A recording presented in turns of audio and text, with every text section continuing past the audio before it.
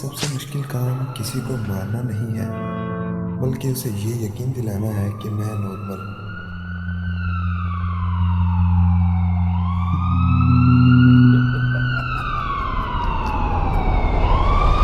मैं तुम्हारा दोस्त बन सकता हूँ, तुम्हारा नेबर या तुम्हारा कोलीग। फिर तुम मुझे अपने घर बुलाओगे, अपनी फैमिली से मिलवाओगे और मुझे बहुत अच्छा लगेगा।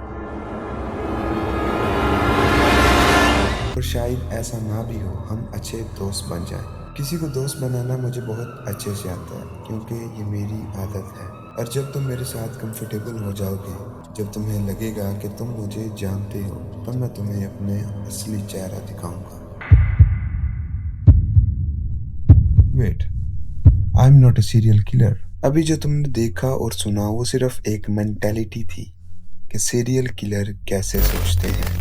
मॉन्स्टर्स पैदा नहीं होते, वो पैदा होने के बाद बनाए जाते हैं।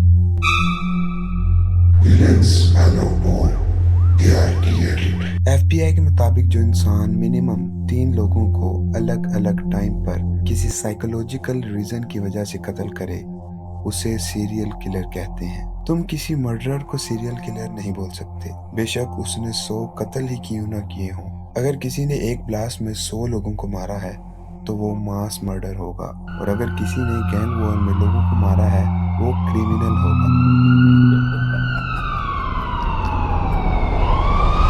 लेकिन सीरियल किलर वो साइकोलॉजिकल सेटिस्फैक्शन के लिए लोगों को मारता है।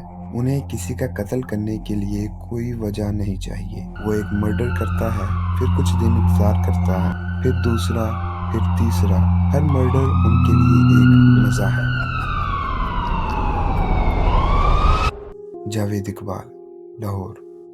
100 बच्चों को मारा। मेरे पास आज भी इतने पैसे थे कि मैं ये सिलसिला जारी रख सकता था। अगर कल को आप जो जितने मारे हैं उनमें से 3-4 बच्चे घरों को वापस आ गए, फिर आपका सारा ये कोई नहीं आएगा। किस तरह आप कहते हैं कोई नहीं आएगा? लॉलीपॉप्स और गेम के लालच देकर बच्चों को घर लेकर जाता, फिर उनकी बॉडीज को जलाता और दरिया में बहा देता। Jeffrey डहमर, America. 12 जवान मर्दों को मारा। वो फोटोग्राफर बनकर उन्हें अपने घर बुलाता और फिर उनके जिस्म के छोटे छोटे टुकड़े करता। ये इंसानी गोश्त भी खाता था। Ted Bundy, America. लड़कियों को शिकार बनाता था, जख्मी होने का दिखावा करता और जब कोई मदद के लिए आता तो उसका कत्ल कर देता। ये लोग ऐसे क्यों बनते हैं? वो भी तो हमारी तरह ही हैं। 2 आंखें, 2 कान, हर चीज सेम, बट डिफरेंस है तो सिर्फ मेंटालिटी का। Durham university, UK. इन्होंने एक रिसर्च की जिसका नेम था fetal programming and stress response. इन्होंने एक प्रेग्नेंट वुमन पर रिसर्च की। एक बच्चा दुनिया में आने से पहले ही स्ट्रेस लेना शुरू कर देता था, और ये एक बहुत शॉकिंग रिसर्च थी। मोस्टली ऐसे बच्चों में फीलिंग्स यानी एहसास नाम की कोई चीज नहीं होती। उन्हें किसी का दर्द महसूस नहीं होता, उनके दिल में किसी के लिए भी हमदर्दी नहीं होती। जब स्ट्रेस बोर्न बेबी और एक नॉर्मल बेबी के दिमाग को स्कैन किया गया तो देखा कि दोनों ब्रेन्स में बहुत ज्यादा फर्क है। तब डरहम यूनिवर्सिटी के रिसर्चर्स ने एक बात कही, the 9 months in the womb can determine the next 90 years of life।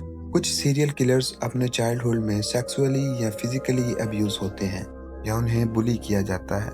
फिर उन्हें ऐसा लगता है कि पूरी दुनिया ही ऐसी है। फिर उनमें अपना दर्द या किसी और का दर्द महसूस करने की कुव्वत खत्म हो जाती है, और फिर कुछ सालों के बाद वो सीरियल किलर्स बन जाते हैं। साइकोलॉजी के मुताबिक pen doesn't turn people into monsters. It turns them into something worse, emotionally dead. Childhood trauma, broken families, domestic violence, ये सब एक बच्चे के अंदर वो खामोशी पैदा करते हैं जो बाद में चीखों के तूफान बन जाती है। A serial killer never kills for the body. He kills for the feeling of power, the feeling of control, the feeling of becoming God, even for a few seconds. कुछ सीरियल किलर्स के diary notes में लिखा होता है, मैं लोगों को नहीं मारता, मैं सिर्फ अपने दर्द को चुप करवाता हूँ। Monsters grow in silence in the places where no one is listening. मिलता हूँ अगली वीडियो में। अपना बहुत ज़्यादा ख्याल रखिएगा। फिर मिलेंगे एक नए राज के साथ। अल्लाह हाफिज।